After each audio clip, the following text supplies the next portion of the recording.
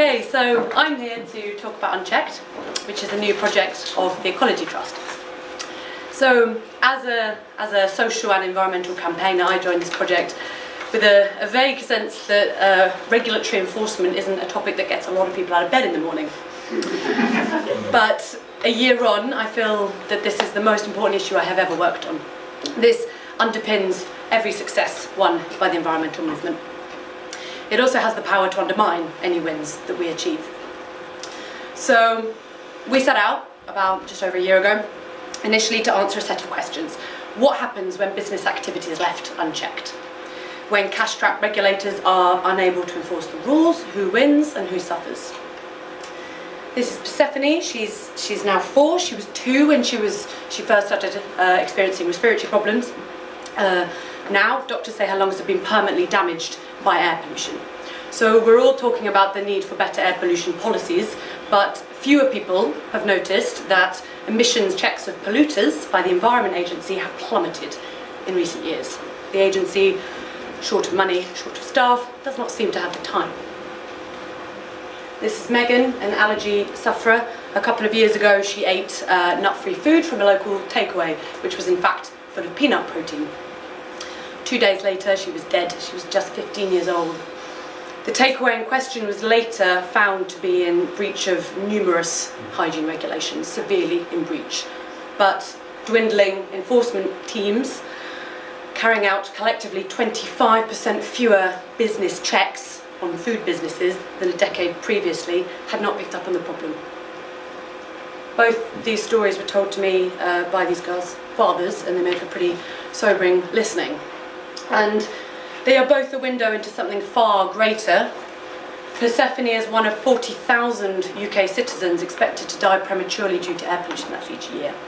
Her local council is one of the 40% who we know are failing on emissions checks, failing to monitor and properly assess the extent of the air pollution problem. Megan is one contributor to a 65% rise in food-related hospitalisations in recent years, one casualty of a creaking enforcement system that spends a third less on food safety than it did a decade ago.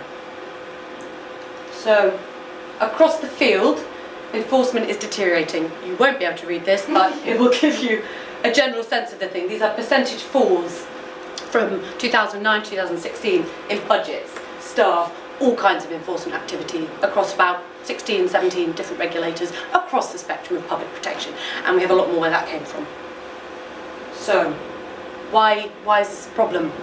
Well, no matter how ambitious the rules on air pollution, on environmental protection, on food hygiene, when the overseer, the independent adjudicator, is removed or weakened, like an absentee referee at a football match, self-interest will emerge as everybody plays to win.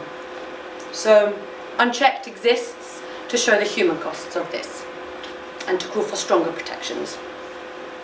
We exist to counter the claims by some that Britain is being strangled by burdensome regulation and that enforcers are nothing but box-ticking bores.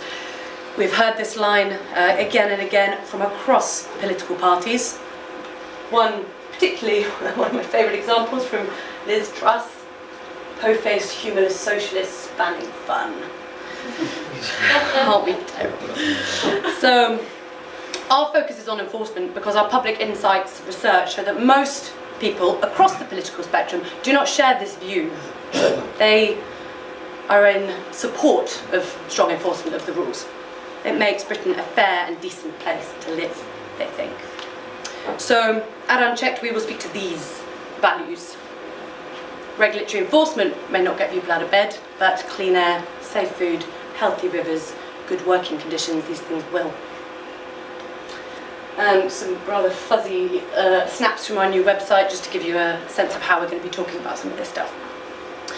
So the next 12 months is our pilot phase. It's kind of all about activation, and we'll be focusing on 3 things: establishing the problem, continuing to follow the money, continuing to put in stories from real people to bring this to life.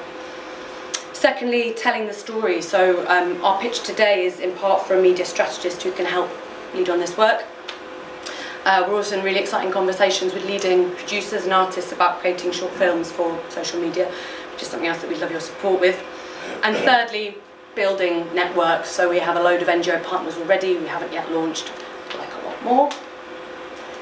And in a year we'd like some things, a film, various partners, a load of media stuff. We have longer term ambitious plans as well, which I'm happy to share. In a world full of NGOs, why Unchecked?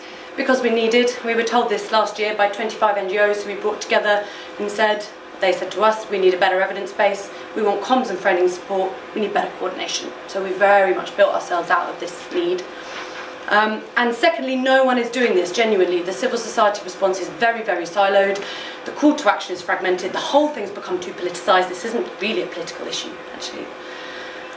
So there feels like a real gap here. No one is exposing the systemic problems underneath all of these apparently diffuse harms.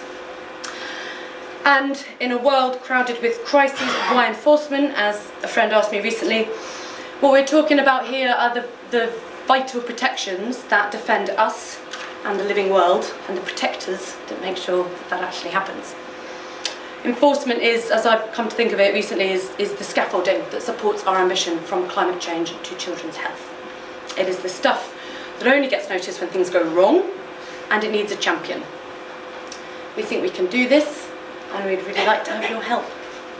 Thank you.